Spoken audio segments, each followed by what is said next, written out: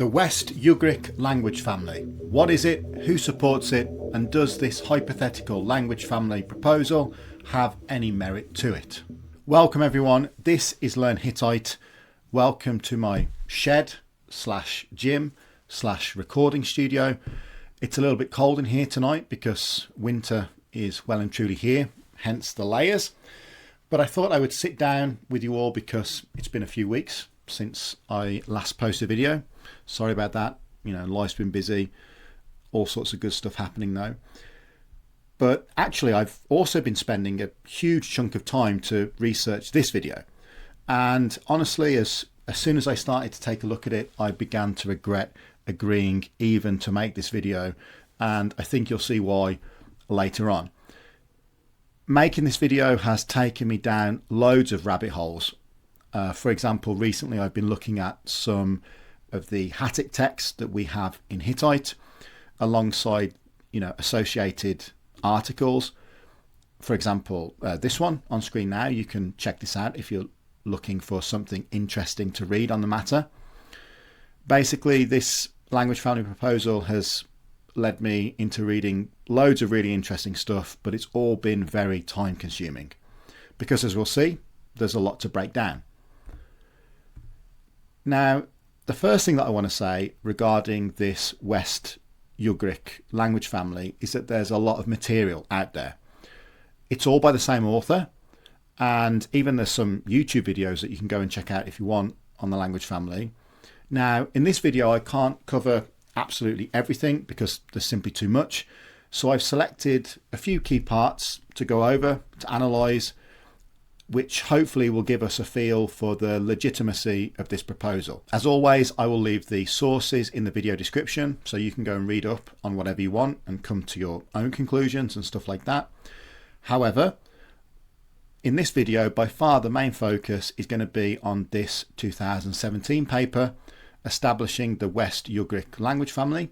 And the reason behind that is simply because a kind viewer made a donation requesting this particular paper to be reviewed. So I thought, why not?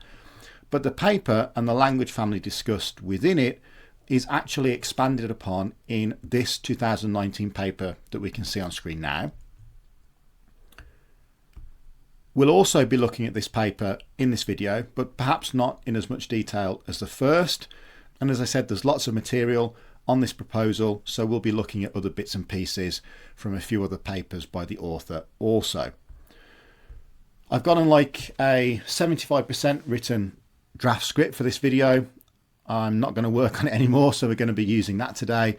And the other 25% I'm just going to wing. Hopefully I can tidy everything up in the edit, at least that's the plan. Now, before I forget, because I will forget if I don't mention it now, I would recommend everyone, after watching this video, go and check out this video.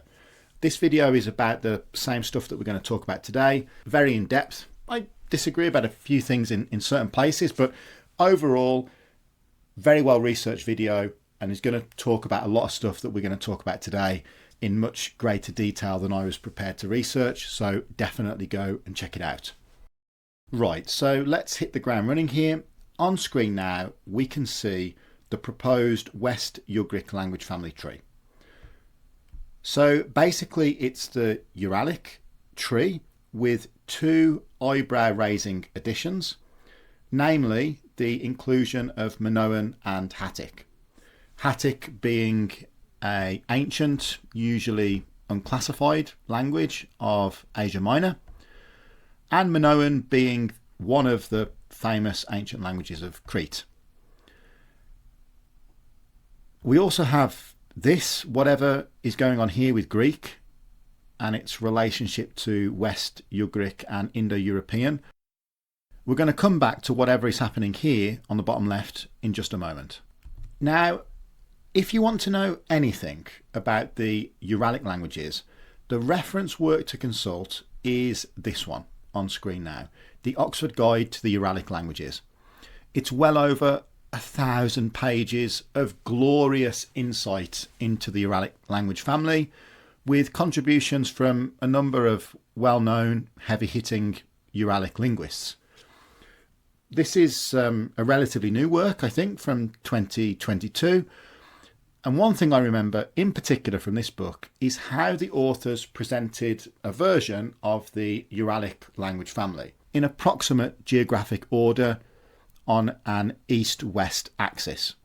And Hungarian would actually be part of this group here.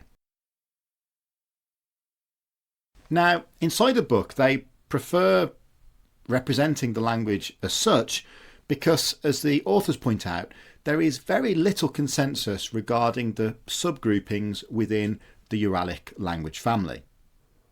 In the book, we can find a tree model, which was commonly found in the literature up until the 1980s, but is now widely contested. And of course, a number of different authors have come up with their own branching tree models, but again, with very little agreement within the community. So this version that we see on screen now is the version preferred by the authors in the book that I recommended, and it's actually my preferred version of representing the Uralic language family also. Now, going back to this tree that we see here, whilst the exact structure of the Uralic language family is debated, this part of the tree here put forward in this West-Ugric proposal is not particularly controversial. You know, it's plausible at least. This branch here, however, the actual West-Ugric branch, is pretty wild in the scheme of traditional Uralic linguistics. For example, let me give it some context. In this whole book that I recommended to you on the Uralic language family, which is filled with insights from the top minds in Uralic, as far as I can tell, Minoan and Hattian or Hattic are not mentioned even once through the entirety of the 1,000-odd pages that make up this volume, even in passing. And if the best researchers in Uralic studies don't mention these languages at all in their work on the language family, that's just got to say something right about this proposal. And we can probably say that likely it doesn't say something positive. Now, if you can believe it, there is actually another version of this tree that you may stumble upon, and this version looks even more exciting, right? Now, look here, we have added to the West-Ugric language family Euphratic. Now, Euphratic is really going down the linguistics rabbit hole. Euphratic is a proposed substrate that some researchers believe is possible to detect in Sumerian. Now, the various authors who have proposed this idea may well be right. It's not for me to say because I'm not an expert in Sumerian, but it is reasonable, if not in fact likely, that there was a prior population group in Mesopotamia that Proto-Sumerians may have interacted with or displaced, like a kind of similar situation in many ways to pre-Greek. But what is important with this is that the Euphratic language means something different to different researchers. Some don't classify the language at all, they just note its existence. Others that it was actually a multiple of languages, and one researcher, Whitaker, proposed that it may in fact be Indo-European.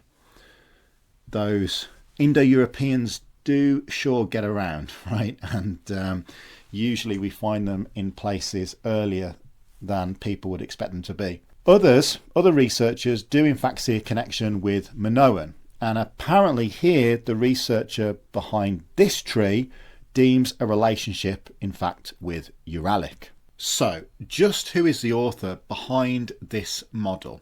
So the author is a gentleman named Peter Revesz, and he is a professor at the School of Computing at the University of Nebraska-Lincoln. While his research background is rooted in databases, he has with increasing frequency applied his computational expertise, computational methods, to the study of linguistic and genetic data. This interdisciplinary approach might garner some praise in some quarters, but it has led Revesz to propose some unconventional theories, let's say, most notably the West-Ugric language family classification. And stemming from this, the hypothesis that the Uralic homeland is actually located in the Danube basin rather than somewhere near the Ural Mountains, as is traditionally suggested by linguists. Now, apart from featuring once or twice in the Bad Linguistic subreddit, and actually I'd like to point out that on the Bad Linguistic subreddit and the linguistic subreddit in general, there's very rarely consensus on anything, but there is consensus on the work of Peter Revesz, namely that it's crap, to be honest. However, Peter Revesz's work, linguistic work, hasn't really seen much academic attention. Why is that, you might ask? Well, it could be due to the fact that many of the researchers' articles, many of Revesz's articles, appear in journals connected to areas of research other than linguistics, meaning that the articles might not reach the attention of linguists who might want to critique or review it. And so, obviously, in turn, they don't actually get commented upon. I also noticed, for example, that Professor Revesz published 2 papers in a MDPI journal named Information. And when I checked the aims and scopes of the journal, it doesn't seem particularly connected to linguistics or, any fields associated with linguistics.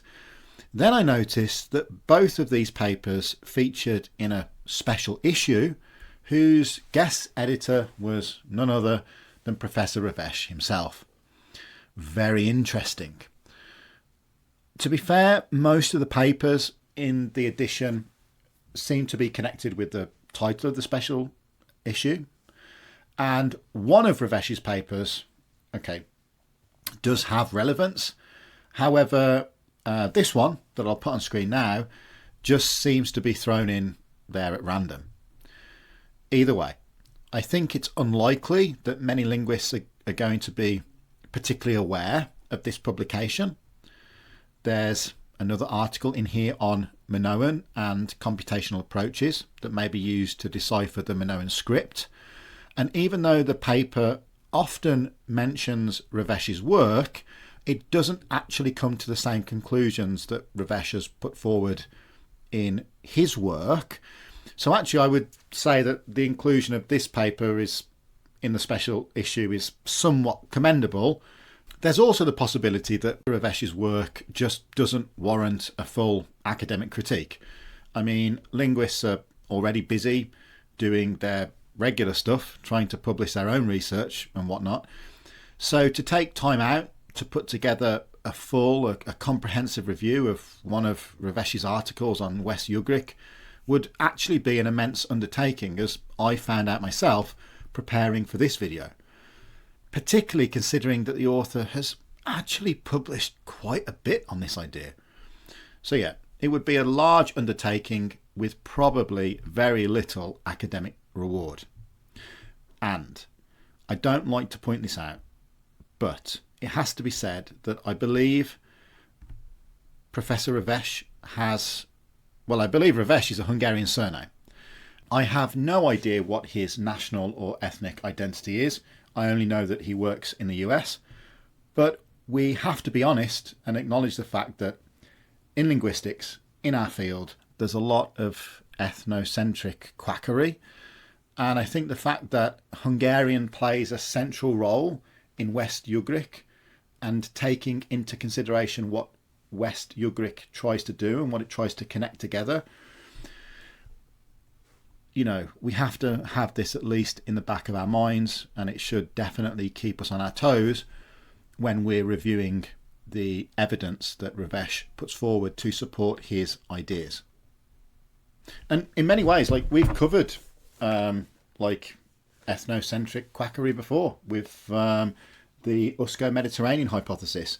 If you go and check out the video that I did on Illyrian and Thracian, you'll get all sorts of weird theories put forward in the comment section to those videos, and often these theories have the support of actual academics, who publish real books from real university presses and stuff like that.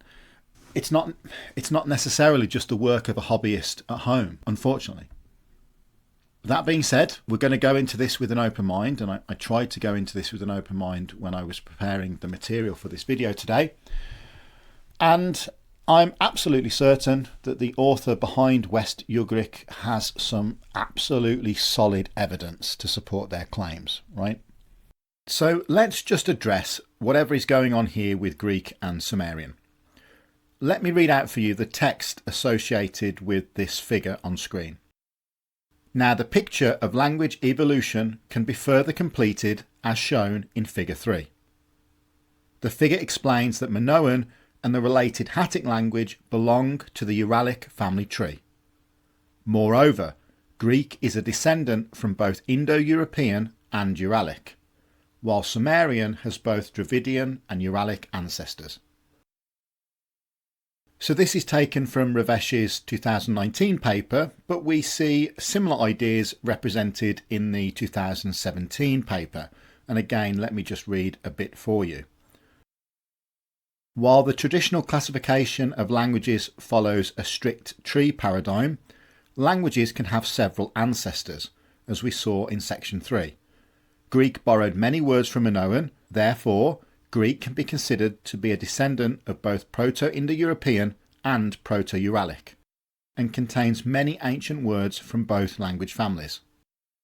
So I don't want to go into the weeds of hybrid languages and whether or not languages can have multiple ancestors, but what is being described here by the author isn't that anyway. Borrowing words does not imply descendancy.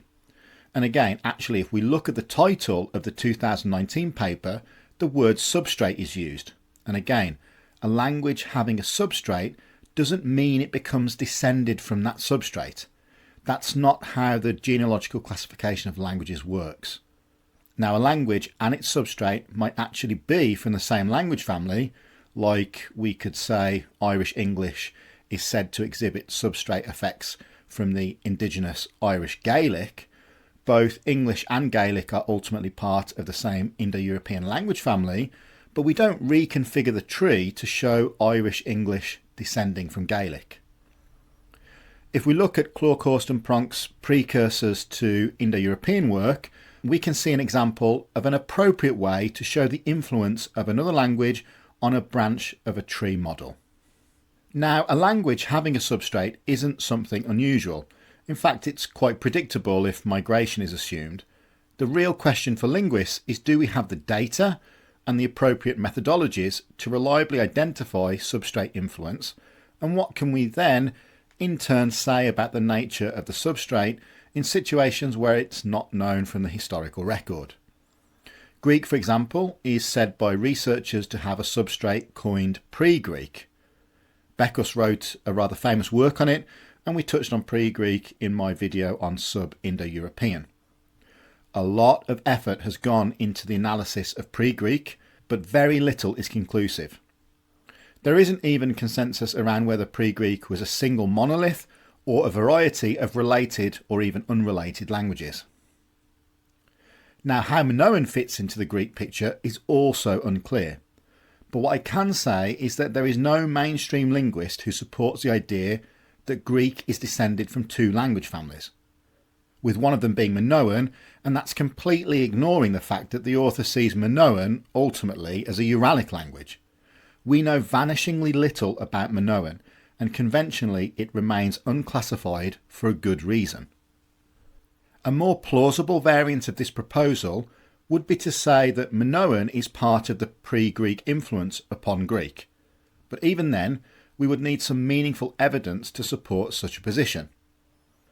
But in short, I'm trying to stress that the idea that Greek is descended from Indo-European and ultimately Uralic via Minoan is a very silly idea to put on paper, and actually in many ways does a disservice to the number of actual linguists who contributed to establishing Indo-European and Greek's fundamental position within it. And it's a similar story with Sumerian. Traditionally, Sumerian is viewed as a language isolate. Although it shares certain areal features with neighbouring languages and likely has one or more substrates, similar to Greek, it's still not regarded as having a genealogical relationship with other known languages. There was even a proposal, for example, in the early 1990s suggesting that Sumerian could be some kind of ancient Creole. But while many theories exist, concrete evidence to support any of these remains sparse. As such, Sumerian continues to be best understood as a language isolate. So here I'm just trying to stress this dual descendancy that the author suggests seems to be based on a basic misunderstanding of how language tree models work, what they represent, and even if we give the author some leeway and assume these relationships to Uralic are substrate influence, we're still going to need a lot of convincing evidence to be presented in these papers. Now, we will be looking at some of that evidence presented to link Greek to Uralic via Minoan and Sumerian to Uralic via Euphratic, but first I want to talk about this paper. It popped up earlier in the video, but I want to give some more of my opinion on it now. It appears to be an attempt by the author to make his West-Ugric hypothesis more palatable, or actually maybe even to make it more Hungaro-centric. The traditional homeland of the Uralic language family is, unsurprisingly, clue being in the name, somewhere slightly west or with more scholarly consensus to the east of the Ural Mountains. However, there is much divergence in the literature to the exact location and the range of the location. Personally, I like Collinder's summary way back from the mid-60s, which basically said something along the lines of the home of Proto-Uralic is north of wherever the Indo-Europeans were. This itself being based on the idea that Indo-European and Uralic may have descended from an earlier language termed Indo-Uralic.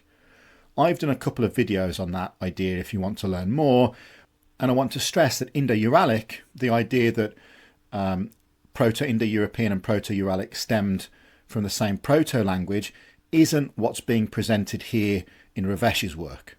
This paper, however, puts forward the idea that the Uralic language family, Homeland, was in the Danube basin. The paper itself uses genetic data because the author likes, obviously, to dabble in various fields, as we've seen. In my opinion, the paper is of very low quality, and I'm being polite, but unfortunately I'm not an expert in genetics. I'm a genetic pleb, so to speak, so I'll leave it to others to break down the paper in the comment section. However, the conclusions in the paper seem to completely go against the results of other more established researchers in the field like Lazaridis and colleagues. In fact, I just love how the author casually brushes away the work from these researchers.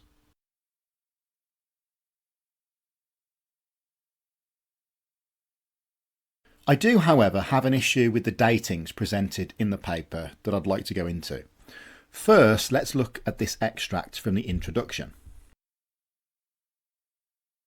In contrast, recent linguistic studies by Revesz have indicated that the Minoan language belongs to the Uralic language family, which had a homeland near the Ural Mountains, the northern Black Sea region, or the Carpathian Basin, or more generally the Danube Basin.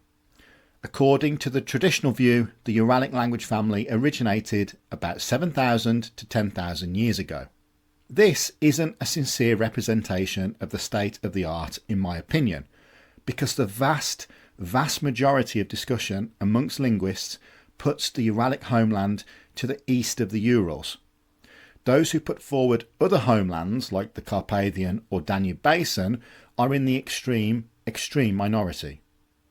But anyway, the key here is the dating of the Uralic family originating to 7,000 to 10,000 years ago.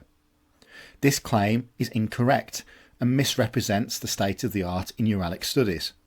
Traditional datings for Proto-Uralic have typically been placed around 6,000 years ago, and recent scholarship suggests even later dates, such as 5,000 to 4,000 years ago.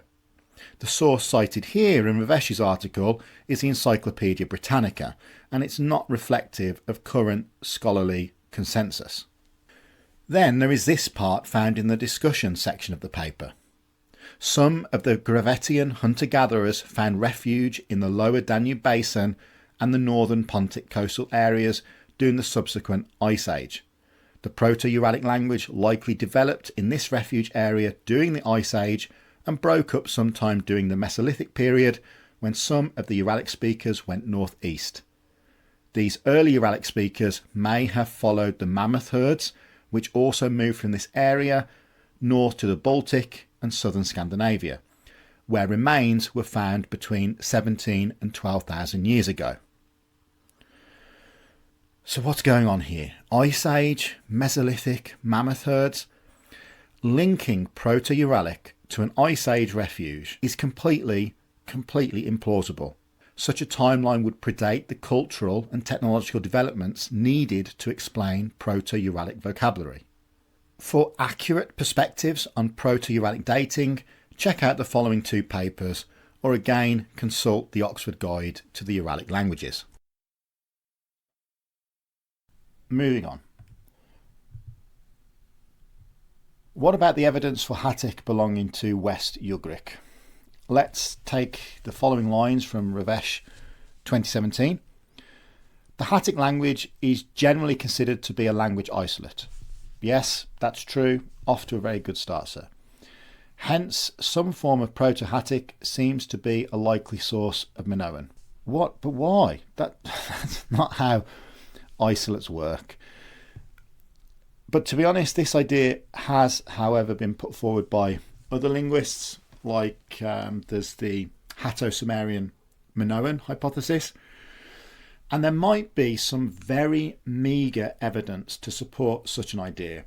But the problem is that our knowledge of, in particular, Hattic and Minoan is so patchy and incomplete that it's impossible to demonstrate much. And a genetic relationship or a concrete genetic relationship, absolutely not. And what's important to remember is, and what I think is likely, is that we could be dealing with an areal zone with many different languages, not genetically related, sharing some specific features. For example, like affixing verbs or clitic chains, for example. But anyway, because it fits with the known data. Okay, what data? I sure hope the author has some good data to back up these claims. In particular, Proto-Hattic may have been the language spoken by southern Anatolian farmers in the 7th millennium BC. No, that would be far too early for Proto-Hattic, but I know what he means here. He's talking about some Proto-Hattic, but we know nothing about where early Hattic would have been spoken, and I'm probably going to repeat this many times in the next 5 or so minutes when we're covering this. Our understanding of Hattic is very fragmentary. But what I will say is there's at least a handful of Hattic words that, according to some linguists, don't appear to be Hattic. This is based on like some unusual fossilized suffixes or something like that. They don't seem to be Hattic, nor Hurrian, nor Sumerian, or whatever, meaning that Hattic might have, in fact, likely did coexist with other completely unknown, unattested, and unfortunately lost to time languages. And basically what I'm trying to say here is that the linguistic landscape of Asia Minor, Anatolia, is largely completely mysterious, like if we're talking about times pre-Hattic. Unfortunately, the Hattic language is poorly understood. Yes, exactly this. This is correct. Hence why linguists have had such a hard time classifying Hattic. So let's take a look at some of that evidence that the author puts forward linking Hattic to the Ugric languages. The first thing that I find quite disturbing is that if you look at section 4, titled Hattic as a Ugric language, the author seems to make the assumption that because the bulk of the West-Ugric languages, which are for most of us the Uralic languages of northern Eurasia, and Minoan, another so-called branch of West-Ugric in the Mediterranean, that it's natural to try and find related languages in the geographic zone that dissects Minoan and the rest of West-Ugric. But you know, mopping up poorly attested ancient language isolates into your long-range language family theory just because you expect them to be part of West-Ugric isn't really a good way to start such an investigation, in my opinion. I also suspect that the author's focus on Hattic and not, say, for example, the Caucasian languages, which also fall in the middle of this rather large geographic zone separating Minoan and the Uralic zones, because of the fact that Hattic is so poorly understood, giving the author much more leeway in, how to say it, misinterpreting or misrepresenting the Hattic data. And further on in this section, the author gives us his first real piece of evidence linking Hattic to West-Ugric by attempting to link a Hattic term to a modern day Hungarian word. Let's just go through this together and break down exactly what the author presents to us. Regarding new etymologies, consider, for example, this term here, which means spoon in Hungarian, which Zajc lists as a word of unknown origin. I checked, it's true. Proto-Finno-Ugric word initial K vowel regularly changes to Hungarian, where V is a back vowel. So all this appears to be correct. I did double check it. I'm no expert in Uralic, but the Hungarian word for spoon does indeed seem to have an unknown origin, and there is evidence for this correspondence. Similarly, we can assume that the following Hattic word initial derives from K vowel, where vowel is a back vowel. No, but there's no reason to assume this. With this assumption, Kana, Proto-Hattic food, from Chana, Hattic food, can be assumed. Again, there's no reason to assume this here. There's zero evidence for this in Hattic texts, firstly, that we have. And I'll add that most linguists add a question mark after the word for food when translating it, when defining the Hattic word Hana, because the translation is not assured. And I'd like to point out that in Hattic texts, there are a variety of different, inconsistent spellings for this word. This may mean nothing. However, it might be representative of something deeper that we're unaware of. And as a general point, we also know very little accurately about the phonology of Hattic because it was recorded by scribes who were likely unfamiliar with the language, using a script which highly likely was unable to represent the consonant and vowel variation in Hattic accurately. That being said, if you want a word that this Hattic form is likely related to, if anything, I would take the following Proto-North Caucasian route, meaning fat. It is found in several derivative forms in various North Caucasian languages, and I believe it was Cassian who first noticed this potential correspondence. However, even this is dubious because, again, of the reasons I outlined earlier, we generally have a lack of knowledge concerning all things Hattic. So the author's interpretation of the Hattic word for food is dubious at best. Now, moving on, the author goes on to write that kunal can be analysed as a compound word. So the author is taking his interpretation of the Hattic term and compounding it with this Hungarian form meaning handle. But this doesn't appear to be correct. Let me explain why. The Hungarian word for handle comes from this perfectly reasonable Proto-Uralic form. I'll put it on screen now. Mansi has a similar form to the Hungarian, so I guess the author is suggesting these two words compounded at the time after Proto-Ugric had undergone the following sound change. I don't know how the author imagines the chronology here. We know that the Ugric languages show evidence of early contact with Turkic speakers of Siberia, and Hattic was in use around the same time the Ugric languages were diversifying. However, given the significant geographical and chronological separation between Hattic and the Ugric languages, it is highly unlikely that the Hungarian word for spoon is related at all with the Hattic word for food, assuming that the Hattic word does in fact mean food.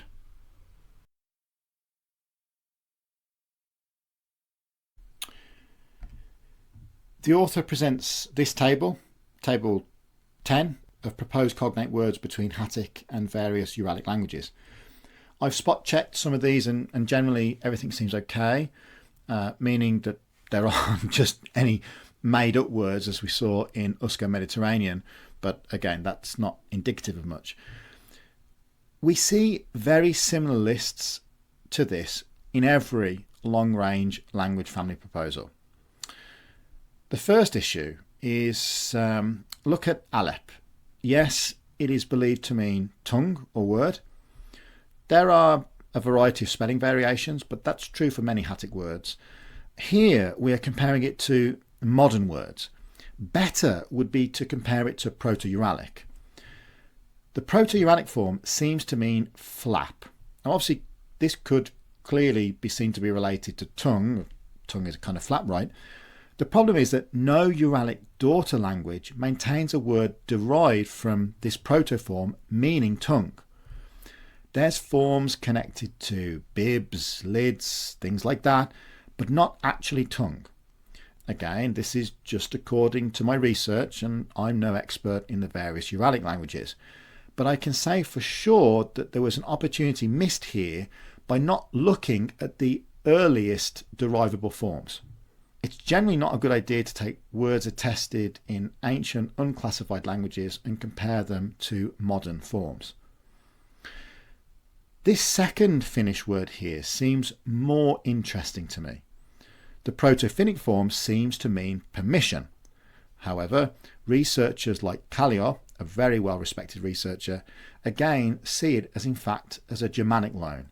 So that seems more plausible than some common origin with Hattic. But my main point here is that again, a trick has been missed by using the modern terms. I noticed that the term here for heart, which I think is Cassian's form, Cassian sees this actually as the root. This word is almost always attested with the final L. Cassian probably segments it like this, as the L is considered to have a grammatical function as a gender suffix. And he may well be correct with his segmentation, but I'm just pointing out that it's not certain in my opinion. The form that you most often see is some variant of this. The root is likely to be something like this. And even if we do accept such a root, then the Caucasian parallels, which Cassian was actually comparing to Hattic, are much more likely in my opinion than what is presented here. Again, the Mansi term is correct. No idea why the author chose the Mansi form to present. This form seems to be attested in several Uralic branches, stemming from the following reconstructed form. Copper, this one is complicated, but it likely isn't a native Hattic term. Master, Lord, correct from the Hattic side. It's attested many times, although there's still some doubt over its exact meaning. There's many spelling variations. And for the Estonian, I believe the Estonian term is derived ultimately from the Proto-Uralic term for father. I'm not sure why the author feels these two words are related. This form here, meaning sheep, seems correct from the Hattic side. The Hungarian, no idea what the origin of the Hungarian word is. It doesn't seem to be attested in any other Uralic branches. Pakku for hammer. Actually, I believe we see it in the literature only as the following forms. Cool name. The Hungarian form is correct and it does mean axe. Interesting similarity, but Cassian has already pointed out the similarities with the Indo-European form for axe. If anything, I would personally guess a connection with the following Akkadian form, meaning wooden handle, spindle, possibly originally having a meaning of like split piece of wood. So there's some interesting, largely superficial, not very convincing correspondences here. Would that be fair to say? We see stuff like this time and time again. Big meaning drift, single morpheme correspondences, and a distinct lack of predictable sound changes, despite what the author says. So, yeah. And then I remember that I saw this in the author's section on grammatical correspondences, and I just kind of gave up because, again, it gave me flashbacks to Usco-Mediterranean. There's no evidence at all for any of these noun case parallels in Hattic. Hattic is in fact somewhat known for being barren of case markings, at least in the Hattic that we have. And here, for example, Hatuli, this is a Hittite suffix. It's not Hattic at all. The author is just showing a basic misunderstanding of Hattic and how it's attested here in Hittite texts.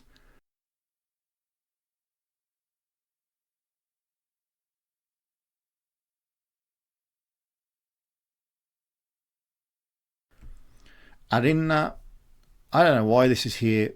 This is the name of a Hittite city. It probably was like a day walk away from their capital. There's a sun goddess associated with the place. You do see it online, sometimes listed in Hattic word lists, translated as fountain or source, although there's no compelling evidence for such a translation. I think it's actually Maciej Popko's translation. And in fact, there's no real evidence that it's a Hattic word, although it's often assumed to be. It's definitely pre-Hittite, but again, pre-Hittite doesn't mean that it's Hattic. It may in fact be Hurrian, and I think Popko points that out too. But there's loads of theories. It might also be related to the Hittite word for sea. So yeah. This form here doesn't exist in any Hattic text as far as I'm aware, and there's no real evidence for this being a case ending at all. Could in fact be a gender marker if I'm remembering that correctly. The genitive case is indeed deemed to end with a nasal, although the vowel quality seems variable. So this part is correct, at least on the Hattic side. Regarding the Hungarian, I know there was a nasal element in Proto-Finnic for the dative or genitive case. Not sure about the K, maybe it was some oblique marker. How much can we take based on the fact that the genitive forms in Hungarian and Hattic both have nasals? I'll let you be the judge of that. But I would say very little. Old Turkic also had a nasal element for its genitive case, I believe. And these little correspondences in case systems appear all the time. It's interesting, but far, far from being meaningful. And apart from the nominative zero ending and the genitive, I can, again, just repeat, we know vanishingly little about the Hattic case system. In fact, in many cases, if you just look at the text, nouns seem to just lack case endings, and many nouns in Hattic appear completely unmarked. The real problem is that there's just not much agreement about the rest of the case system. What can be said though is Hattic appears to be rather typical for the time period and region in terms of its structural features. Clitic chains, for example, seem to be an Anatolian real feature. Generally, however, the Hattic vocab presented is at least, it exists, it's not made up, as we've seen, as I mentioned, with Usko-Mediterranean. But there's definitely question marks about some of the sonic values of these forms. And as I mentioned earlier, some of it has just been mistaken, misidentified, and it is in fact just Hittite. Let me just pause it right there for a second and speak to you from the edit. I've got a few additional points which I'd like to add that have just occurred to me. First, going back to this initial example Revesz gave for explaining the origin of the Hungarian word for spoon, well, as I was reading the Ugric section in the Oxford Guide to the Uralic Languages, chapter 28, the authors point out something quite interesting, that actually this type of compounding is not typical in Ugric. Ugric actually shows a unique preference for their quite specific nominalizer constructions. All of this just adds more weight to the unlikeliness of the explanation that Professor Revesz gives. Additionally, it would have been nice if the author had attempted to reconcile some of the features specific to Ugric and Hattic when trying to demonstrate the level of close relatedness that the author is putting forward. For example, how does Professor Revesz explain the nuanced verb and noun complexes in Hattic and their inheritance from West-Ugric? What about the negation and prohibitive particles found in Ugric, which are one of the key features differentiating them from other Uralic branches? It just would have been nice to have seen these areas looked into. Also, let me just take a moment and add a correspondence between Hattic and Hungarian that Professor Revesz missed. Well, kind of. Revesz noted that the past tense in Hattic is formed by an N particle, whereas in Hungarian the past tense marker is a T particle. He goes on to explain why this may have been. However, in Zsolt Simon's dissertation on Hattic, the author actually identified that in Old Hattic the particle was indeed a T particle, similar to Hungarian, which became an N particle in later Hattic. The author missed a trick here with this one, but again it shows how important it is to take diachronic changes and the oldest forms attested into consideration. Anyway, back to the video.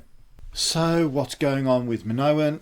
Oh, I just know this is going to give me a headache when I look at this. Well,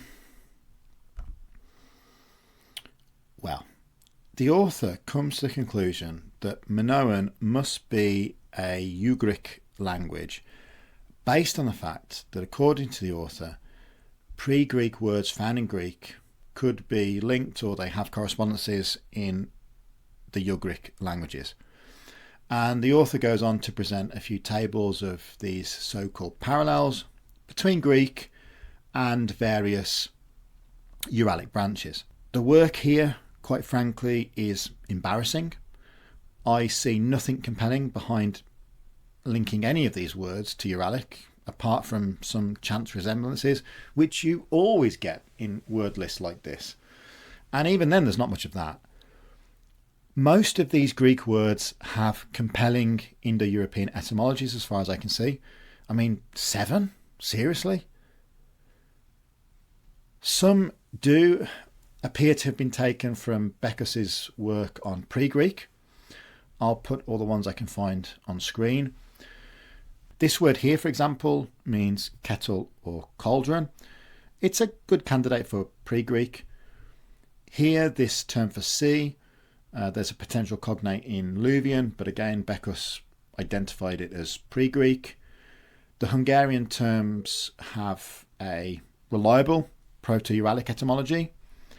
Again, I don't know why the author doesn't list the earliest reconstructible forms here. So, like, most of these words are just Greek with decent Indo-European etymologies. There's no reason to believe otherwise. Of course, you know, one or two of them might be up for debate. But even then, you know, these parallels with Ugric and Uralic are far, far from compelling.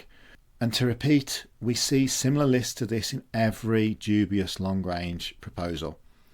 We simply don't know enough about Minoan to say much at all. And nothing here is strictly Minoan. I mean, it's Greek and pre-Greek. And some authors, as I mentioned earlier, even doubt that Minoan was a single language. And the same can actually be said for the pre-Greek substrate. If this author had investigated more of the apparent pre-Greek terms, found for example in Beckus, with potential Ugric correspondences, that would have been more compelling. So we can summarise what we have here as just a shotgun approach, scratching in the dirt, trying to find various Uralic and Ugric correspondences with some of the Greek and pre-Greek forms published in volumes by Beckus. That's it. Is it likely that pre-Greek is demonstrably related to Ugric or wider Uralic? No, not at all. What we have here in these tables is just not meaningful at all. And honestly, some of the conclusions that the author comes up with is outrageous, borderlines insanity.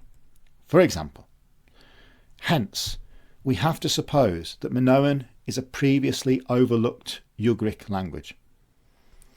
The only logical assumption can be that Minoan separated from the Ugric branch and came to Crete before the arrival of Proto-Greek speakers, when the Linear B supplanted the Linear A, writing according to the archaeological record. No, we can't suppose that Minoan is an overlooked Ugric language. Why would we? And clearly here our definitions of logical assumptions, we must disagree on what that means. The logical thing to conclude at present is that Minoan is an unclassified language likely with some areal features shared with neighbouring contemporary languages. That's it. So summing up so far with West-Ugric, we've seen the author present ancient Hattic vocabulary and try to find correspondences with modern Hungarian or Uralic terms. The work, in my opinion, lacks convincing examples of regular sound changes, doesn't take into account the earliest reconstructible forms on the Ugric or Uralic side, and fails to take into account our limited understanding of the Hattic material. This itself being demonstrated by the very poor attempt to reconcile the case systems of Hattic and Uralic. The efforts to link Minoan to the West-Ugric language family via Greek and pre-Greek were equally poor, often just disregarding or ignoring consensus views on the subject in order to put forward the idea that because some Greek and pre-Greek terms have chance resemblances to Uralic or Ugric forms, that must mean Minoan is a sibling to Hungarian. The idea is preposterous.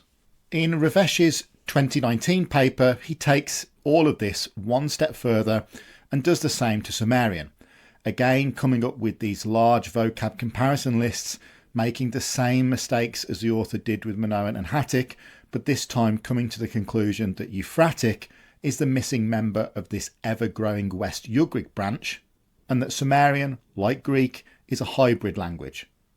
We're not going to go into the detail of the author's work on Sumerian correspondences here because the video will just get even longer than it already is. It is somewhat true, however, as the author does identify that Sumerian has a history of being associated with Uralic in the academic literature. I'd point out that many of the researchers putting forward an explicit relationship between Hungarian and Sumerian seem just to have some kind of Hungarian nationalist agenda, although wider researchers have postulated a general relationship with Uralic. So in fairness, I would like to point that out here. Now, I endeavour not to be completely negative in these videos that I do, and I wanted to try and identify one part of the author's research that I liked, and I found one. It's part of the author's work where he does some comparisons of different scripts using a feature set that the author comes up with. I thought this idea was curious and perhaps has some merit for further development. Not that I agree in any way with the conclusions that the author came up with. And this is also reflected in the conclusions of another YouTuber who analysed this specific part of Revesz's work. I mentioned this video before, and I'll leave a link in the video description if you want to go and check it out. But the general process of feature-based analysis of scripts, like I said, I've never seen anything like this before. It could be worthy of developing further and may have some potential for utilisation in some applications, but not for demonstrating language relatedness. Let me just repeat that. The author actually tries to compare various scripts by looking at the various features of an individual symbol. I'll put on screen now the features the author uses in his 2019 analysis. And so by taking signs from alphabets or scripts with known phonetic values, the idea is that the researcher can look at characters in an unknown script, in this case linear A, and assign a phonetic value to that sign based on what character in a known alphabet or script it shares the most visual features with. In our case, those known alphabets are Carian and Old Hungarian. That's the gist of what's going on here in Revesz's work. There's a bit more to it, however, so I do suggest that you go and check out the paper for yourselves if you want the full lowdown. Now, I'm no expert on script analysis, and I don't think the comparisons of various scripts are indicative of language relatedness at all. However, it does seem like the type of analysis that might actually benefit from the author's native academic background in computer science. In this text, the author attempts to show a genetic relationship between linear A, the Carian alphabet of Asia Minor, and the Old Hungarian alphabet. So, linear A, associated with the Minoans, is famous enough for giving linguists a headache, so any type of new analysis here is probably welcomed. Carian too had a reputation of being quite mysterious, although nowadays we know it's an Anatolian language, but its script, or we can even say scripts, have indeed had linguists scratching their heads for many a year until recently. The decipherment of the script is interesting in and of itself, and a good overview can be found in Woodard's The Ancient Languages of Asia Minor. And finally, we have the Old Hungarian alphabet, also mega interesting. I'll put it up on screen now, but I thought also, to be honest, that there was general consensus in the community that this is ultimately related to the Old Turkic script. Professor Revesz seems to disagree with this, but we can kind of see what's probably going on here. The Old Hungarian script and Linear A of the Minoans, it's just another attempt to show some kind of relatedness between Hungarian and the enigmatic Minoans. But going back to the analysis itself, my main criticism with this type of analysis is that the 13 characteristics seem to cover most features of the scripts in question, but maybe not all features of scripts in general.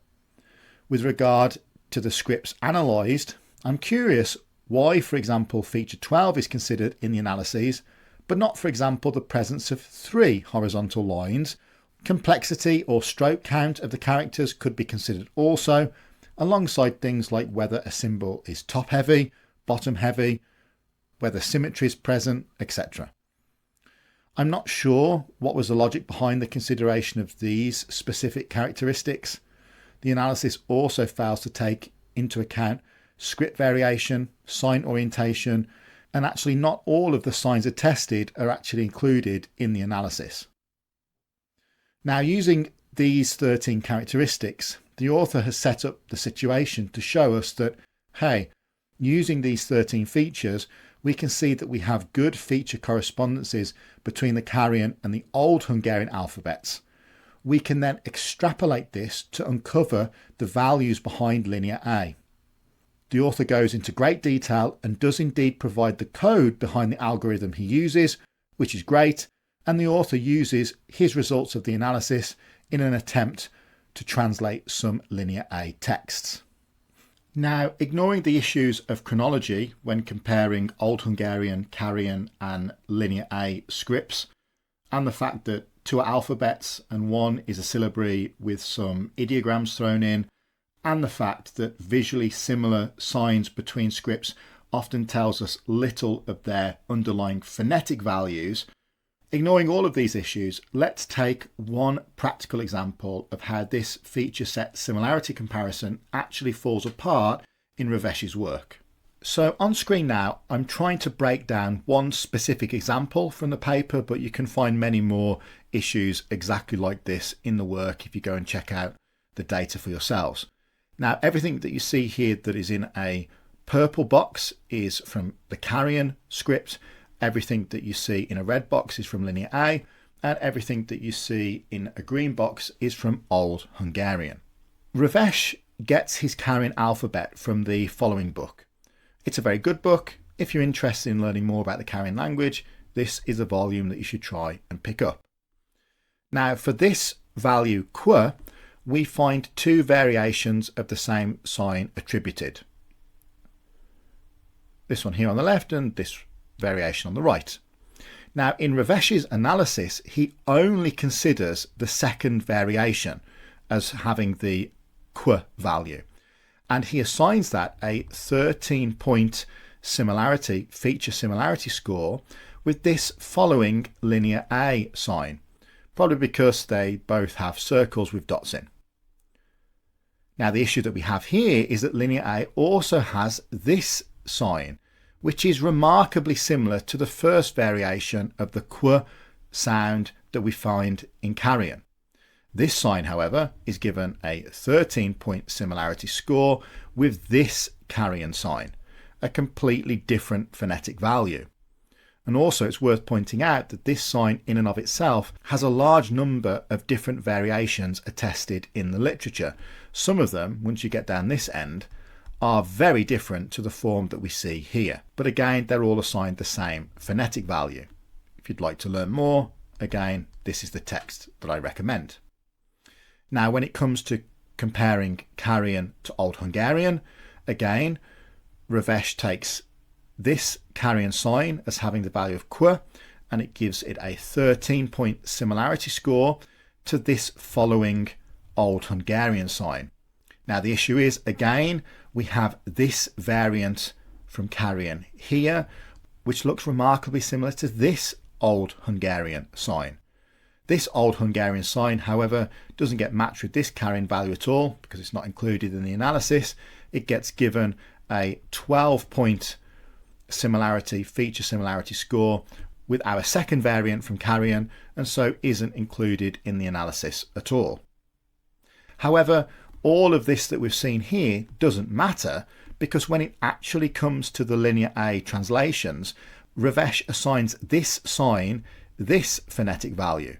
I was scratching my head for a while where he got this value from, until I checked a few pages further on, and it's briefly mentioned as being derived from this Old Hungarian sign that we see here. However, this Old Hungarian sign doesn't feature at all in the Old Hungarian alphabet that Revesz actually used in his feature-based similarity comparisons. So really, I don't know what's going on there. And you can begin to see the kind of issues that we stumble upon very quickly when we start to break down feature set similarity comparisons. Again, I wanted to try and say something positive about Revesz's work, and I do think that this type of analysis might have a part to play, perhaps in investigating script complexity over time or something like that. However, I don't think it's particularly useful in demonstrating language or phonetic relatedness. Now, we're not going to take a look at any of the translations of Linear A presented by Revesz. They're in the paper, so feel free to go and check them out for yourselves and come to your own conclusions. What I will say is that Revesz's phonetic values differ dramatically from other proposals put forward. When I took a look at the first two translations presented in Revesz's work and looked at the phonetic values for the same inscriptions provided on the Sigler website, to me, if anything, it looks a little Semitic in nature, and I'm sure with a little time and effort you could come up with some hasty Afro-Asiatic interpretations of the same inscriptions, undoubtedly more convincing than what the author actually proposes. So, the West-Ugric language family, and in more detail the relationship between Minoan, Hattic and Hungarian, and whatever is going on with Greek and Sumerian in these language family trees. Is there any merit to it? Well, there is very little. It is probably equally as poor as Usko-Mediterranean that we've looked at not long ago. I believe that Professor Revesz is putting forward this this proposal because for some reason he wants to glitz up or add some glamour to the origin story of Hungarian language. And I'll go on record as saying I think the origin story behind Hungarian language is interesting enough as it is. We don't need to be throwing these types of falsities to it. I think Professor Revesz has leveraged his position as a well-known database researcher, data science researcher, to enable him to become a guest editor, for example, to enable his publications to be published, really, without perhaps too many of the right people actually critiquing the linguistic conclusions put forward. You know, if I'm like some researcher from a data science background and I'm completely not interested in languages or ancient history, probably the stuff that Revesz puts forward in his articles seems reasonable. But for those people who are in the know, for people who have a background in Uralic linguistics, who know some basic knowledge of the history of Asia Minor and this part of the world, we know how, I don't know how to say, how improbable Peter Revesz's proposals are. Like I said, I think he's utilised his position as a well-respected researcher to enable his pseudo-linguistic research to be published, which is unfortunate. This particular journal in particular should actually be ashamed of publishing such research. And I say that because I've got a personal dog in this fight, because my wife publishes with this publisher too.